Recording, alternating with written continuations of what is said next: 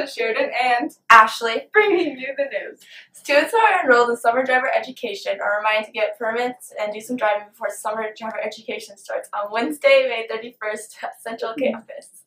Students who are interested in playing girls basketball next school year are asked to attend their meeting tomorrow at 2:55 in room 120. Summer schedules and team camps will be discussed. The meeting will be short and you will get to your buses for practice or getting home.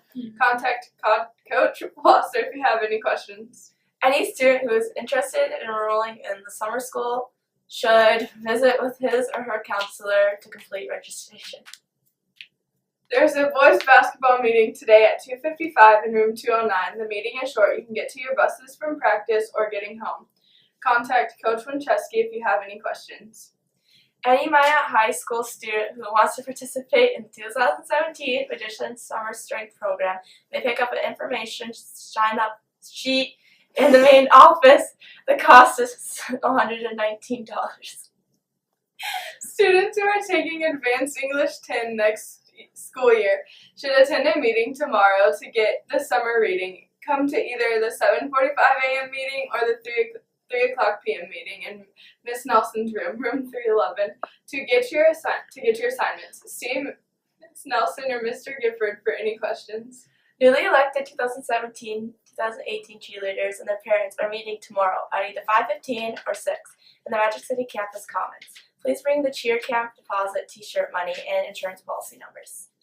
The Minot High School Spring Fling is Thursday at Eric Grimson Football Field. The games start at 6 p.m. The dance is from 7 p.m. to 10 p.m. Tickets are $8 per person and are available in the Central Campus Finance Office. Remember to wear white for dance or die. Get creative and come and have fun at one of your last school-wide events of the year. Happy birthday today to Tucker Heim and Sydney Sessing.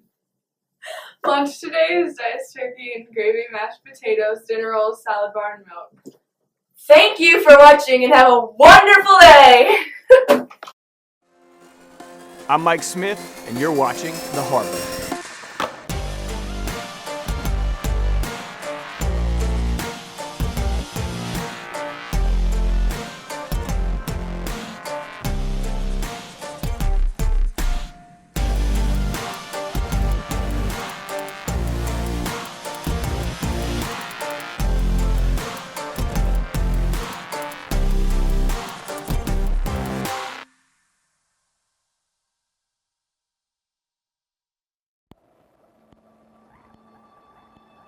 You know, one of my favorite things about Earth Day is that it starts a bigger conversation.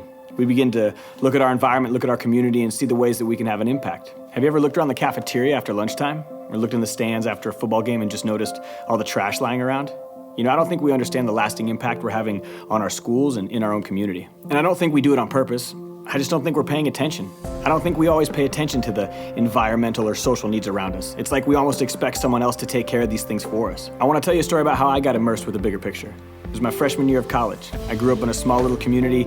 I moved to a big city. My first day at school, my college basketball coach, he kind of just asked what I wanted to study. What did I want to major in? And I told him I just wanted to help people. He looked at me and said, if you want to help people, you follow me. He took me underneath a bridge, and underneath this bridge was a community of just homeless people. Tons and tons of people just living in tents, sleeping on the ground, sleeping on tarps. And I looked around, and this wasn't something I'd seen before. This wasn't the world that I grew up around. And I looked at that and thought, how can I possibly have an impact? I struck up a conversation with one of the men that lived under the bridge, and he told me the thing that he needed most was socks. You know, I was confused. I didn't understand why he needed socks.